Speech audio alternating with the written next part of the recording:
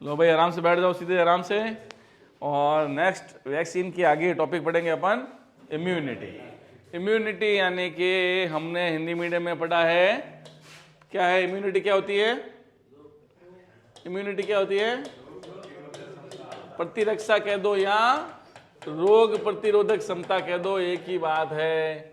यानी रोगों से लड़ने की क्षमता, रोगों से लड़ने की क्षमता, वो ज्यादा जोर से नहीं बोलना है। यानी वो पावर जो हमें डिजीज के खिलाफ, शरीर की वो पावर या शरीर की वो कैपेसिटी जो हानिकारक बीमारियों से, जो हार्मफुल डिजीजेस से हमारी रक्षा करती है, उसको इम्यूनिटी कहते हैं। तो इम्यूनिटी यानी कि रेजिस्टेंस टू डिजीज, यानी हिंदी में वही रोग प्रतिरोधक क्षमता, बीमारी से लड़ने की क्षमता। The immune system provide defence against all the microorganism and toxic cells to which we expose. जितने भी हानिकारक कोशिकाओं से, जितने भी हानिकारक कोशिकाओं से या हानिकारक सूक्ष्म जीवों से जब हम एक्सपोज होते हैं, हमारा सामना होता है, तो उन हानिकारक कोशिकाओं से या हानिकारक सब्सटेंस से जो बॉडी का सिस्टम, बॉडी का जो सिस्टम हमारी रक्षा करता है, वो कहलाता है इम्यून सिस्टम, और ये टर्म कहलाती है इम्यूनिटी। समझ गए आप? तो immunity is defined as ability of immune system to produce the immune response against the disease causing organisms like bacteria, virus, fungus, other foreign agent. जो भी फॉरेन एजेंट बॉडी में आएंगे, बॉडी में आते ही अपना टॉक्सिक इफेक्ट दिखाना चालू करेंगे, और उन टॉक्सिक इफेक्ट से बचाने के लिए शरीर का जो सिस्टम हमारी मदद करेगा, उन टॉक्सिक चीजों से, उन फॉरेन पार्टिकल से जो शरीर का जो सिस्टम लड़ेगा, वो सिस्टम कहलाता है इम्यूनिटी सिस्टम, और वो पावर कहलाती है इम्यूनिटी। अब कितनी तरह की इम्यूनिटी बॉडी में होती है? तो देखिए type of immunity, immunity is of two types. पहली इन्नेट इम्यूनिटी और दूसरी एक्वायर्ड इम्यूनिटी। इन्नेट इम्यूनिटी को कहते हैं नॉन स्पेसिफिक इम्यूनिटी, और एक्वायर्ड इम्यूनिटी स्पेसिफिक इम्यूनिटी। इसको और सरल भाषा में समझे तो यूं समझ सकते हैं, इन्नेट यानी जन्मजात प्रतिरक्षा। इन्नेट यानी जन्मजात प्रतिरक्षा, जो जन्म के साथ ही शक्तियां शरीर में आई है बीमारियों से लड़ने के खिलाफ, है ना, वो कहलाएगी इन्नेट इम्यूनिटी। और एक्वायर्ड इम्यूनिटी यानी कि आफ्टर बर्थ, जन्म के बाद इंजेक्शन से या खान पान से जो हमारे शरीर ने अर्जित की है, जो हमारे शरीर ने अर्जित की है, वो है एक्वायर्ड, जो जन्म के साथ शरीर में नहीं थी। समझ गए? तो अब इन्नेट इम्यूनिटी को डिटेल में, कौन कौन सी किस किस तरह की इन्नेट इम्यूनिटी बॉडी शरीर आदमी जो है लेके साथ में पैदा होता है। तो innate immunity is non specific type of defence. ये कोई एक पर्टिकुलर किसी बीमारी के खिलाफ इम्यूनिटी नहीं होती है। That is present at the time of birth. ये बर्थ के साथ ही, जन्म के साथ ही शरीर में ये इम्यूनिटी आ जाती है।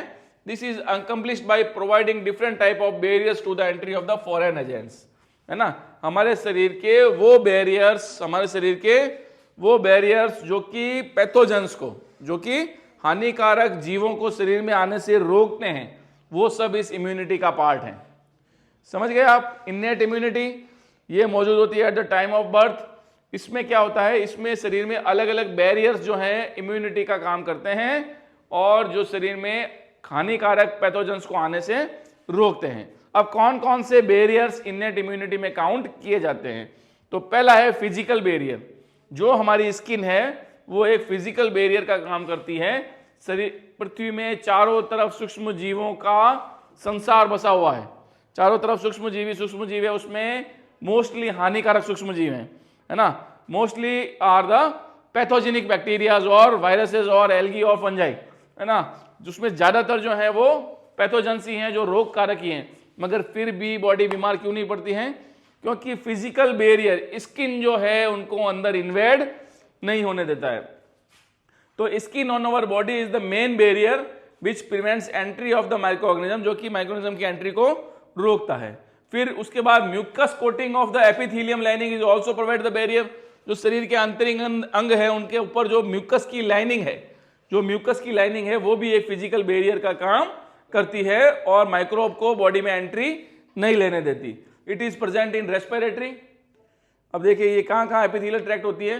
रेस्पिरेटरी ट्रैक्ट में, गैस्ट्रोइंटेस्टाइनल में, और यूरोजेनिटल जो ट्रैक्ट्स हैं उन सारी जगहों पे जहां पे बैक्टीरिया अंदर घुस सकता है, उन सारी जगह पे एपिथेलियम की लाइनिंग और साथ ही साथ म्यूकोसल जो लाइनिंग है, जो म्यूकोसा की जो कवरिंग है, वो एक फिजिकल बैरियर का काम करती है।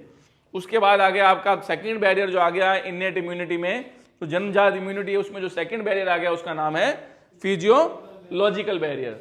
Due to the physiological activity of the screening substances of our body create a barrier that is acid in the stomach. जैसे कि अलग अलग जगह पे फिजियोलॉजिकल बैरियर हैं, जैसे खाने के साथ कोई सूक्ष्म जीव अंदर चला गया है, खाने के साथ कोई हानिकारक माइक्रो ऑर्गेनिज्म चला गया है, तो जाते ही स्टमक में सबसे पहले क्या है, एसिड। तो जैसे एसिड है स्टमक में, वहां पे बैक्टीरिया किल हो जाएगा। मुंह में सलाइवा है, सलाइवा में कई सारे एंजाइम है जो उसको पचा देंगे। उसके अलावा आईज में टीयर्स जो अश्रु हैं, वो भी एक एंटीबॉडी या एंटीजेनिक एक्टिविटी को रोकते हैं, है ना। तो फिजिकल बैरियर में तो स्किन हो गया और म्यूकोसल कवरिंग हो गई।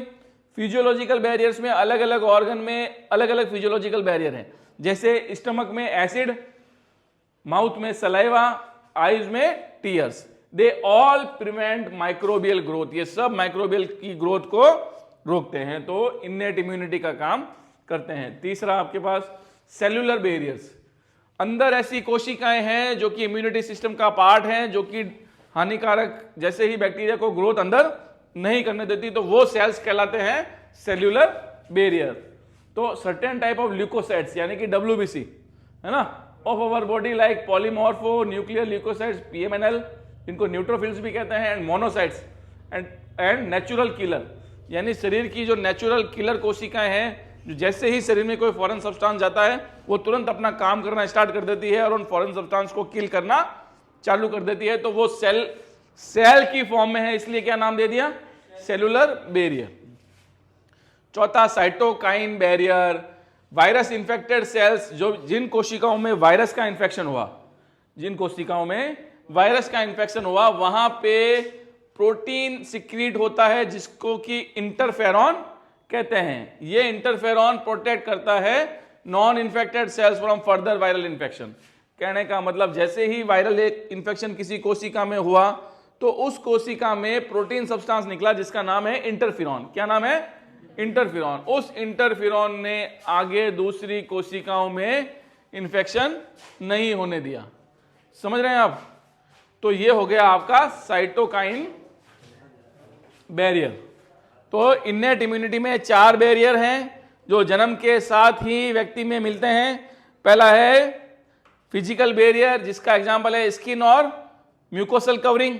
उसके बाद है फिजियोलॉजिकल बैरियर। फिजियोलॉजिकल बैरियर में अलग अलग ऑर्गन में अलग अलग फिजियोलॉजिकल बैरियर हैं। स्टमक में एसिड, माउथ में सलाइवा, आईज में टीयर्स। उसके बाद तीसरा है ये ऊपर वाला जो अपन ने पढ़ा अभी, सेलुलर बैरियर, शरीर में मौजूद, ब्लड में मौजूद ऐसी कोशिकाएं जो कि फॉरेन सब्सटेंस पे अटैक कर देती हैं, एग्जांपल है WBC। और चौथा है साइटोकाइन बैरियर्स। साइटोकाइन बैरियर्स कहाँ काम आते हैं, जैसे ही किसी कोशिका में वायरस का अटैक हुआ वो कोशिका तुरंत एक प्रोटीन सीक्रेट करेगी जिसको, है ना, जिसको कहते हैं इंटरफेरॉन। अब वो इंटरफेरॉन उस वायरस को दूसरी कोशिका में अटैक नहीं करने देगा। तो ये 4 हो गए आपके इनेट इम्यूनिटी के, जन्मजात इम्यूनिटी के 4 प्रमुख स्तंभ, 4 प्रमुख बैरियर। अब आता है आपके सेकंड, एक्वायर्ड इम्यूनिटी। जैसा नाम से ही पता चल रहा है, एक्वायर्ड इम्यूनिटी यानी अर्जित इम्यूनिटी, जो लाइफ लॉन्ग, जो ड्यूरिंग द लाइफ व्यक्ति अर्जित करता है ना। तो acquired immunity it is the pathogen specific immunity. और ये स्पेसिफिक इम्यूनिटी होती है पर्टिकुलर पैथोजन के खिलाफ पर्टिकुलर इम्यूनिटी बनना।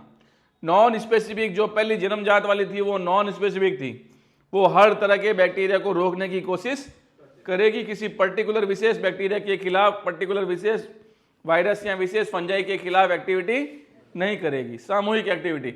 अब ये स्पेसिफिक एक्टिविटी है एक्वायर्ड इम्यूनिटी, जो शरीर में अर्जित की जाती है, जन्म के साथ नहीं होती है। तो it is the pathogen specific immunity. ये कैरेक्टराइज्ड बाय मेमोरी, ये ब्रेन की मेमोरी सेल के द्वारा ही कैरेक्टराइज्ड की जाती है। एक बार इम्यूनिटी बन गई, ब्रेन की मेमोरी सेल्स में स्टोर हो गई, तो वो एक्वायर्ड इम्यूनिटी अब मेमोरी सेल्स में स्टोर है, जैसे ही पैथोजन का हमला होगा, मेमोरी सेल्स उसको एनालाइज करके तुरंत उसके खिलाफ एंटीबॉडी बना देगी। तो this means that our body when it encounters a pathogen, इसका मतलब जब भी बॉडी किसी पैथोजन के साथ सामना करेगी तो the first time produces a response, तो जो सबसे पहले रिस्पॉन्स देगी, जैसे हमने वैक्सीन में पढ़ा था, जो सबसे पहला रिस्पॉन्स होगा वो होगा प्राइमरी रिस्पॉन्स, जो कि एक लो इंटेंसिटी का हल्का सा रिस्पॉन्स होगा, मगर उससे फायदा क्या होगा कि उससे जो रिजल्ट आया, उससे जो एंटीबॉडी बनी, वो मेमोरी सेल्स ने स्टोर कर ली है। अब आगे ये कभी भी पैथोजन नुकसान नहीं कर पाएगा। तो सबसीक्वेंट एनकाउंटर, ये प्राइमरी जो पहला एनकाउंटर हुआ उसमें बन गया प्राइमरी रिस्पॉन्स, उसके बाद कभी भी दूसरा जो सबसीक्वेंट एनकाउंटर हुआ with the same pathogen एलिसिट्स a highly intensified secondary response. अब जो शरीर है हाई रिस्पॉन्स देगा उसके खिलाफ, क्योंकि पहले वैक्सीन में किल्ड बैक्टीरिया था, इसलिए लो रिस्पॉन्स आया, है ना, बैक्टीरिया ने, बॉडी ने तुरंत उस बैक्टीरिया को मार दिया क्योंकि पहले से ही किल्ड था या पहले से इनएक्टिव फॉर्म में था। अब अगर वो पूरा एक्टिव फॉर्म में अटैक करेगा, अब वापस सबसीक्वेंटली दोबारा जब वो हाईली ताकतवर फॉर्म में जैसे ही एनकाउंटर करेगा शरीर को, तो शरीर की मेमोरी सेल्स में पहले से ही उसके लड़ने की क्षमता मौजूद रहेगी, वो तुरंत उसके खिलाफ एक हाईली स्पेसिफिक इंटेंसिफाइड एक रिस्पॉन्स देगा, जिसको कहेंगे सेकेंडरी इम्यून रिस्पॉन्स। समझ रहे हैं आप? तो secondary immune response are carried out with the help of two special type of lymphocytes, है ना। अब ये जो एक्वायर्ड इम्यूनिटी है, इसमें जो भी रिस्पॉन्स आता है बैक्टीरिया से, वायरस से लड़ने का, वो दो कोशिकाएं उसमें बड़ा योगदान देती हैं जो कि ब्लड में मौजूद रहती है, वो है B lymphocyte and T lymphocyte. ध्यान रखने वाली बात है, क्वेश्चन आता है एक्वायर्ड इम्यूनिटी में कौन सी कोशिकाएं बड़ा रोल निभाती हैं। एक्वायर्ड इम्यूनिटी का रिस्पॉन्स देने में, एक्वायर्ड इम्यूनिटी को रिस्पॉन्स देने में, सबसीक्वेंट रिस्पॉन्स देने में ये बी और टी लिम्फोसाइट कोशिकाएं जो हैं ये बड़ा रोल निभाती है। The B lymphocyte produce an army of protein. B lymphocyte पूरी एक प्रोटीन्स की आर्मी बना देती है ना, पैथोजन के खिलाफ ब्लड में, ताकि वो उससे लड़ सके। These proteins are called antibodies. ये प्रोटीन्स क्या कहलाते हैं? एंटीबॉडीज कहलाते हैं। यानी कि एक्वायर्ड इम्यूनिटी जो कि जन्म के साथ नहीं थी, जो कि स्पेसिफिक इम्यूनिटी होती है पर्टिकुलर बैक्टीरिया, पर्टिकुलर वायरस के खिलाफ, पर्टिकुलर टाइप की एक जो इम्यूनिटी है उसको एक्वायर्ड इम्यूनिटी कहते हैं। ये बॉडी बाद में गेन करती है। इसमें क्या होता है, पहले मिलता है प्राइमरी रिस्पॉन्स। जब ये इम्यूनिटी शरीर में डाली जाती है वैक्सीन के थ्रू, तो बॉडी पहले प्राइमरी रिस्पॉन्स देता है, एक लो इंटेंसिफाई या लो शक्ति का एक लो टाइप का रिस्पॉन्स आता है, मगर वो मेमोरी सेल में स्टोर कर लिया जाता है। अब मेमोरी सेल में जैसे ही स्टोर किया, अब वापस अगर वो पैथोजन एक्टिव फॉर्म में आया, वैक्सीन में तो इनएक्टिव फॉर्म में था, अब जैसे ही कोई उस डिजीज का इन्फेक्शन हुआ तो वो एक्टिव फॉर्म में आया, तो ब्लड में मौजूद दो लिम्फोसाइट्स, ब्लड में मौजूद दो WBC की कोशिकाएं, जिसका जो कि हैं बी और टी लिम्फोसाइट्स, वो दोनों उसको मार भगाती है। अब बी लिम्फोसाइट क्या करती है, बी लिम्फोसाइट्स उस बैक्टीरिया के खिलाफ, उस पैथोजन के खिलाफ पूरी एंटीबॉडी की आर्मी बना देती है ना। एंटीबॉडी क्या है, एक प्रोटीनिशियस सब्सटेंस है, तो खूब सारा प्रोटीनिशियस सब्सटेंस सीक्रेट करती हैं और पूरी की पूरी कई सारी एंटीबॉडियां बन जाती है, जो कि तुरंत उस बैक्टीरिया को या उस पैथोजन को मार देती है। और टी लिम्फोसाइट क्या करती है, the T cells themselves, B कोशिका जो है, बी लिम्फोसाइट जो है, वो तो एंटीबॉडी सीक्रेट करती है, मगर the T cells themself do not secrete antibodies but help B cell produce them. ये खुद कोई तरह का एंटीबॉडी प्रोड्यूस नहीं करती है, मगर बी लिम्फोसाइट को एंटीबॉडी प्रोड्यूस कराने में मदद करती है, उसको हेल्प करती है ताकि वो अच्छे से एंटीबॉडी सीक्रेट कर सके।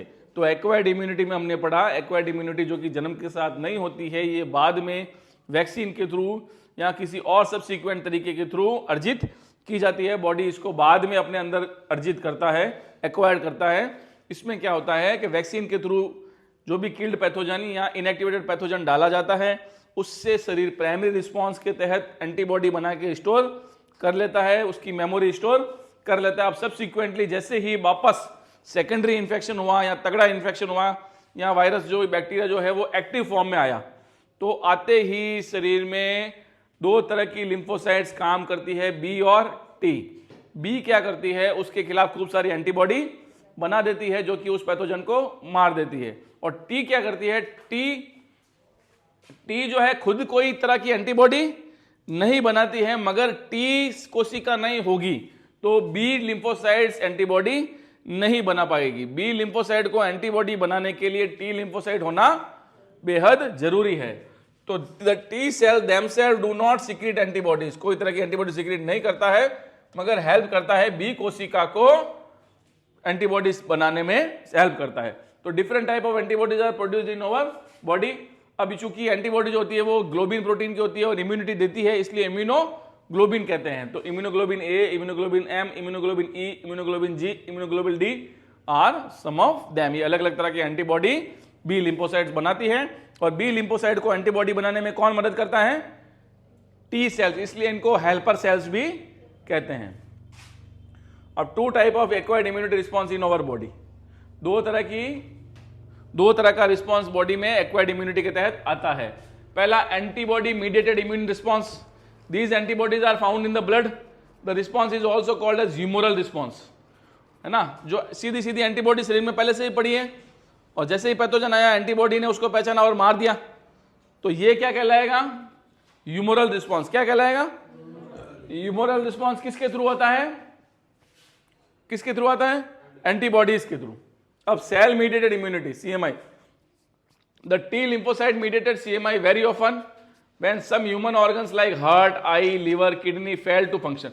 ये जैसे ही काम में करना बंद करते हैं तो टी लिम्फोसाइट्स जो हैं वो अपना काम करती है, वो इम्यूनिटी देती हैं। तो the body is able to differentiate self and non self.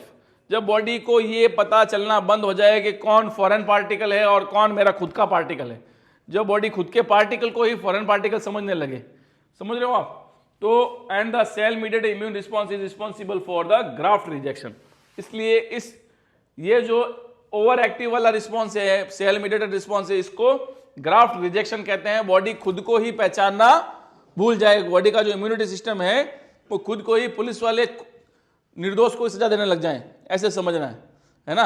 अब इसमें बॉडी में क्या है, जो बाहर से अटैक करेगा वो फॉरेन पार्टिकल है, और पहले से जो कोशिका है वो तो होस्ट कोशिका है, उसको तो कुछ नहीं करना है बॉडी को। पर बॉडी अगर सिर्फ फॉरेन पार्टिकल को मार रही है तब तो सही है, मगर फॉरेन के साथ साथ वो सेल्फ में और अदर में डिफरेंस करना भूल जाए, उसको पता नहीं है कि अपना अंग कौन सा है और बाहर से फॉरेन पार्टिकल कौन सा है, तो वो सेल मीडिएटेड इम्यूनिटी में ऐसा हो सकता है। ये तब होता है जब हार्ट, आई, लिवर, किडनी, ये सारे जो वाइटल ऑर्गन्स है ये फंक्शन करना फेल हो जाए, इनके फंक्शन प्रॉपर नहीं हो। अब इसको ग्राफ्ट रिजेक्शन भी कहते हैं। अब type of acquired immunity, active acquired immunity. Active acquired immunity में क्या है, जब कोई होस्ट एक्सपोज किया जाए एंटीजन में, यानी कि लिविंग या डेड माइक्रो ऑर्गेनिज्म, सीधा माइक्रो ऑर्गेनिज्म शरीर में डाला जाए, तो माइक्रो ऑर्गेनिज्म को, उस सूक्ष्म जीव को शरीर पहचान लेगा, उसके खिलाफ इम्यूनिटी बना लेगा, वो तो है एक्टिव एक्वायर्ड इम्यूनिटी, है ना। देखो समझो, व्हेन अ होस्ट यानी कि बॉडी की कोशिका को एक्सपोज किया जाए एंटीजन के खिलाफ, है ना, एंटीजन किस फॉर्म में डाला जाए, लिविंग या डेड माइक्रोब की फॉर्म में, या उससे संबंधित प्रोटीन के फॉर्म में डाला जाए, तो antibodies are produced in the host body. तो जो जिसमें वैक्स डाली है होस्ट कोशिका में, जिस कोशिका में ये एंटर किए हैं माइक्रो ऑर्गेनिज्म या प्रोटीन, वहां पे क्या बनेगी, antibodies are produced in the host body.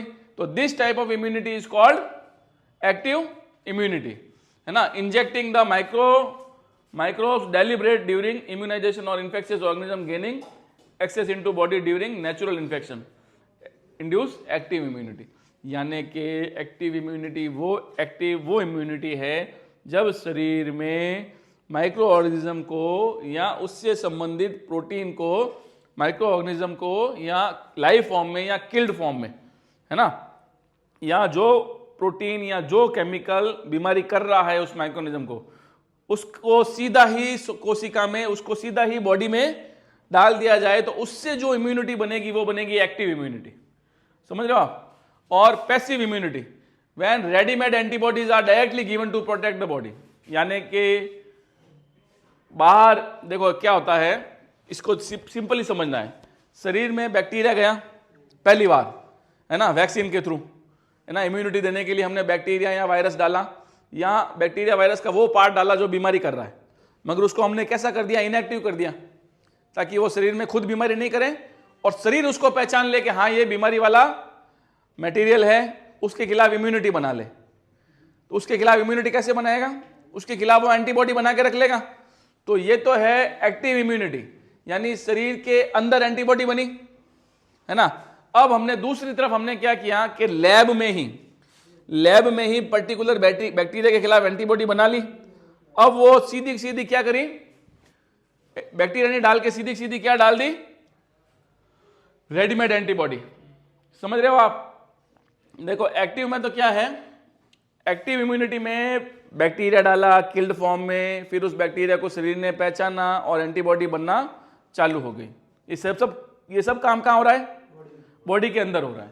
मगर पैसिव में क्या किया, बॉडी के अंदर एंटीबॉडी नहीं बनाई, बॉडी के बाहर ही क्या किया, बॉडी के बाहर ही एंटीबॉडी बना ली। अब उस रेडीमेड एंटीबॉडी को शरीर में डाल दिया, तो वो जो इम्यूनिटी आएगी वो क्या कहलाएगी, पैसिव। एक्टिव समझ गए आप? एक्टिव यानी सारा काम, एंटीबॉडी बनने का सारा काम अगर कोशिका के अंदर होगा, अगर सेल के अंदर होगा, अगर बॉडी के अंदर होगा तो वो है एक्टिव इम्यूनिटी।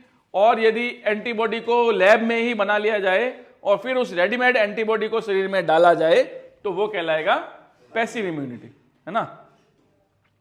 अब vaccination and immunisation, the principle of immunisation और vaccination is based on the property of memory of the immune system. Immune system की मेमोरी पे आधारित होता है ना।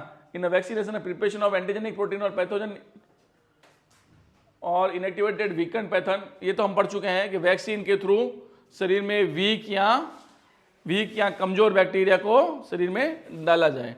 तो इस तरह से हम इम्यूनिटी, यहाँ तक पैसिव एक्वायर्ड इम्यूनिटी तक हम अच्छे से पढ़ेंगे। सवाल आने के पूरे चांस हैं।